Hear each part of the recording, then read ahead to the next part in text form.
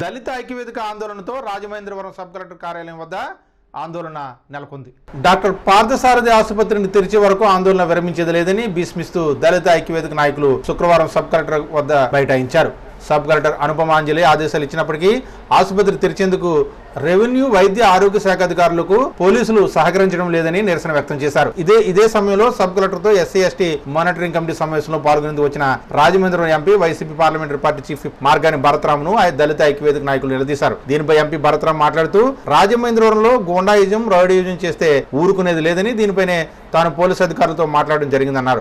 అయితే ఈ వ్యవహారంపై భార్యాభర్తలను కూర్చోబెట్టి మాట్లాడి సమస్య పరిష్కరించేందుకు తాను చొరవ తీసుకుంటానని ప్రకటించారు. అనంతరం దళిత ఐక్యవేదిక నాయకులు అజ్జరపు వాసు మాట్లాడుతూ ఒక దళిత డాక్టర్ను ఆయన ఇంట్లోనే గృహ నిర్బంధం చేసి కనీసం మంచినీళ్ళు కూడా ఇవ్వకుండా భార్య వేధింపులు గురి చేస్తుంటే ప్రజాప్రతినిధులు, అధికారులు స్పందించకపోవడం దారుణమన్నారు.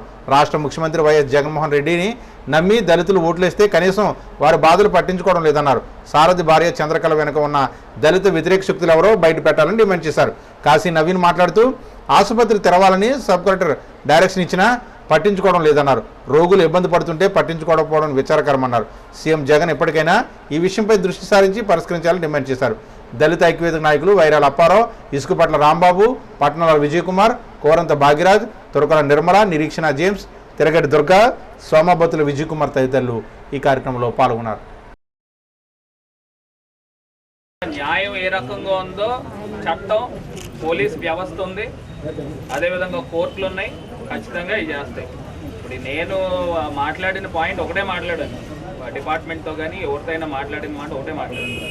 ఏదైతే దౌర్జన్యంగా కత్తులు, కటార్లు, రాడ్లు, గేట్లు తీసుకుని వచ్చి హాస్పిటల్ని అటాక్ చేశారో అలాంటి కల్చర్ రాజమండ్రిలో ఉండేదానికి లేదని మీరు దానిపైన చర్యలు తీసుకోమని చెప్పాను తప్పితే హాస్పిటల్ ఓపెన్ చేయకూడదని కానీ లేకపోతే ఎస్సీ డాక్టర్కి అన్యాయం చేయమని కానీ ఎట్టి పరిస్థితుల్లో ఉన్నాం. బడుగు బలహీన వర్గాలు, ఎస్సీలు, ఎస్టీలు, మైనారిటీలు, బీసీలు ఇప్పుడు పాయింట్ ఏంటంటే నువ్వు ఎవరికి అన్యాయం జరగకూడదు. నేను ఇద్దరిని కూర్చోబెట్టి మాట్లాడతాను, మీ సమక్షంలో మాట్లాడతాను. ఇప్పుడు ఏంటనేది నాకు కూడా వ్యవహారం తెలీదు పూర్తిగా. ఇప్పుడు మీరు చెప్పేదాకా ఇప్పుడు మాట్లాడతాను, ఇద్దరిని కూర్చోబెట్టి మాట్లాడి ముందు ఒక తప్ప చర్చలు జరగని.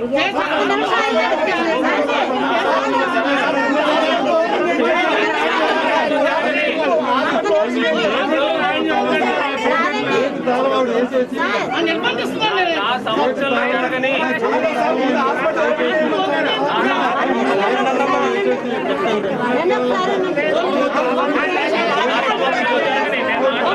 ఈరోజు ఏదైతే పార్థసారథి గారి హాస్పిటల్ విషయం ఉందో ఆ విషయంలో నిన్న రెవెన్యూ అంతా కూడా హాస్పిటల్ ఎలాగైనా ఓపెన్ చేయాలి, పేషెంట్లు ఇబ్బందులు పడే పరిస్థితి ఉండకూడదని హాస్పిటల్కి రావడం జరిగింది.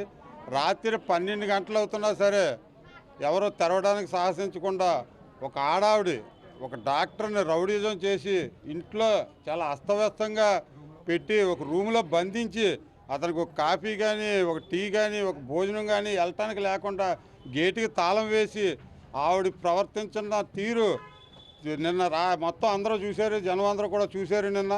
ఎందుకంటే ఇంత ఇలా అవివేకంగా జరుగుతున్నా సరే కనీసం పోలీస్ వ్యవస్థ, రెవెన్యూ శాఖకి సహకరించకుండా ఏదైతే డ్రామాలు ఆడుతున్నారో మాకైతే అర్థం అవ్వట్లేదు. మా డిమాండ్ ఒకటే, హాస్పిటల్ తెరిపించండి. మీరు ఫ్యామిలీ కూడా సెటిల్ చేస్తారో లేకపోతే కోర్టుకి వెళ్తారో లేదా ఆస్తులు కూడా ఉంటే కోర్టుకి వెళ్తారో అవన్నీ మాకు అనవసరం. మాకు వైద్యులు, డాక్టర్ గారైన పార్థసారథి గారి హాస్పిటల్ తెరిపించాలి. పేషెంట్లందరికీ న్యాయం జరగాలి, పేషెంట్లందరికీ వైద్యం జరగాలి. ఎందుకంటే చాలామంది పేషెంట్లు సర్జరీలు చేసుకుని, రాడ్లు వేసుకుని, కొంతమందికి ఇన్ఫెక్షన్ వచ్చి చీములు పట్టేసిన పరిస్థితి కూడా నేను మీరు చూశారు. ఇలాంటి పరిస్థితుల్లో సబ్ కలెక్టర్ గారు పర్మిషన్ ఇచ్చి హాస్పిటల్ తెరిపించమంటే అక్కడ ప్రైవేట్ వ్యక్తులు కొంతమంది చంద్రకళ అని ఎవరైతే ఉన్నారో ఆవిడని సపోర్ట్ చేస్తూ హాస్పిటల్ తెరవకుండా ఆపించారు. దీనిపై ఈరోజు మేము మళ్ళీ సబ్ కలెక్టర్ గారిని ఎందుకు ఇలా తాత్కారం చేస్తున్నారో రాత్రి 12 గంటల వరకు అక్కడ ఉండి కనీసం హాస్పిటల్ ఓపెన్ చేయకుండా వచ్చేసారు. అసలు దీని వెనకాల ఎవరైతే దళిత వ్యతిరేక శక్తులు పనిచేస్తున్నాయో ఆ శక్తులను బయట పెట్టండి. వాళ్ళు కూడా మేమన్నా చూస్తాం. ఎందుకంటే ఏ ఇది లేకుండా ఇప్పుడు జరుగుతుందో డాక్టర్ గారికి అన్యాయం. అతను గృహ నిర్బంధం చేశారు. ఆ గృహ నిర్బంధం నుంచి ఇంత రాజమండ్రి పెద్ద నగరంలో గృహ నిర్బంధం నుంచి డాక్టర్ని బయటికి తేలే పరిస్థితి మా దళితులకు ఉన్నందుకు మేము అందరం కూడా సిగ్గుపడుతున్నాం.